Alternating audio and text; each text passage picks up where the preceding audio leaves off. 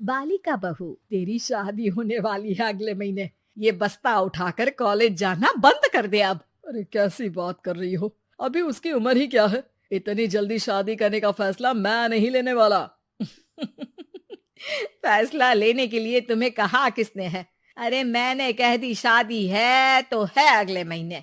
बेचारी अमिता करती भी तो क्या, छोटी सी उम्र में बन जाती है अपने से 2 गुने उम्र के आदमी की बीवी। शादी के बाद देर रात पति घर आता है। खाना लगाओ, भूख लग रही है। अमिता खाना लगाती है। ये क्या बनाया है? वो सारा खाना फेंक देता है। कर्म ही खराब थे जो इतनी कम उम्र के लड़के से शादी करा दी। तभी वहाँ अमिता की सास आ जाती है। अरे हमें क्या पता था कि ये इतनी कामकाज में ढीली है। इसकी माँ ने तो कहा था रॉकेट की स्पीड से काम करती है।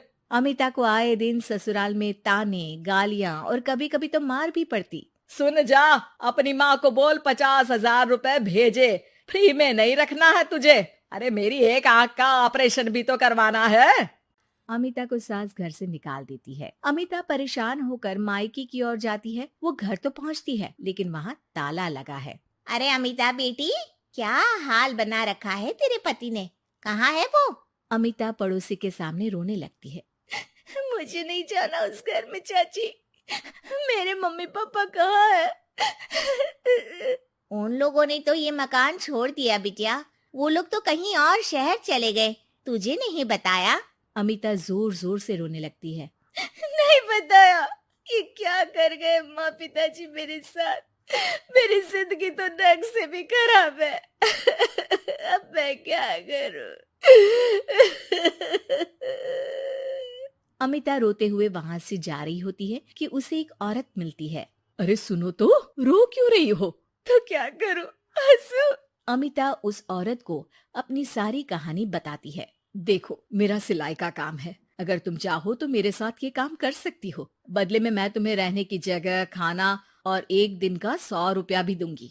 अमिता कुछ सोचती है और फिर उस औरत के साथ चल देती है। अब क्या था, अमिता की जिंदगी अपने मायके और ससुराल से दूर एक नए सिरे से शुरू होती है। रहना खाना फ्री होने के कारण अमिता रोज का पैसा बचा लेती। वो आसपास के लोगों के भी कपड़े सिलने लगी। और एक दिन सिलाई सेंटर की एक औरत कहती है, अरे वो साड़ी की कंपनी है ना, वो बिक रही है।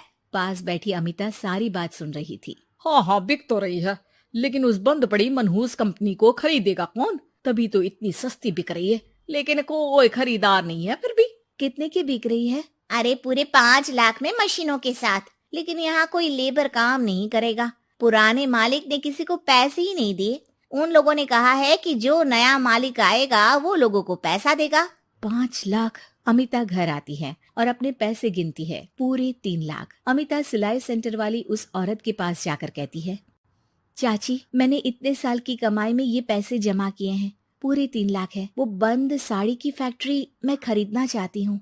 अरे अमिता, पागल हो गई हो क्या? वो 5 लाख की बंद मनहूस फैक्ट्री खरीदेगी, फिर लेबर का बकाया पैसा देगी, और वो फैक्ट्री चलेगी कि नहीं ये भी कोई नहीं जानता। लेकिन अमिता नहीं मानती। वो उस औरत से कहती है कि वो उस फैक्ट्री को खरीदना चाहती है और खरीद कर ही रहेगी। औरत भी अमिता की मदद कर देती है और फिर अमिता के नाम एक साड़ी फैक्ट्री हो जाती है। शुभारंभ वाले दिन अमिता लेबर से कहती है, मैं इस फैक्ट्री को दोबारा खड़ी करना चाहती हूँ। आप लोग इसमें माहिर हैं।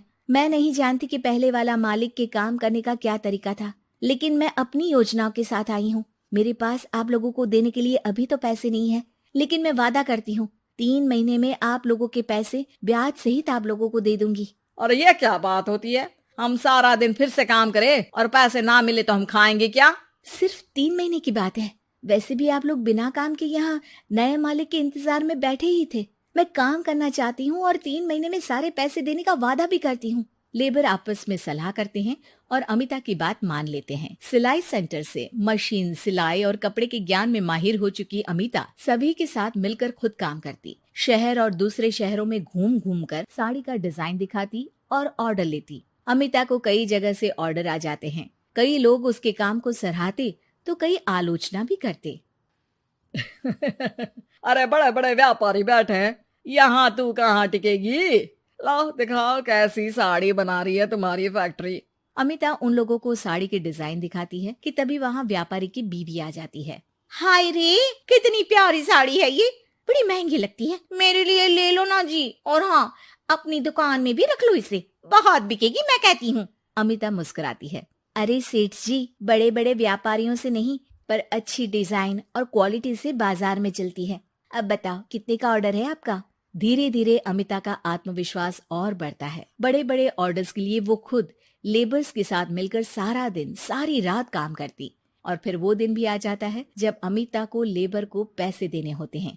मैं आप लोगों से 3 महीने बाद आज के दिन ये बात करना चाहती हूँ कि मैंने जितने पैसे देने की आपसे बात की थी उतने मैं नहीं दे सकती।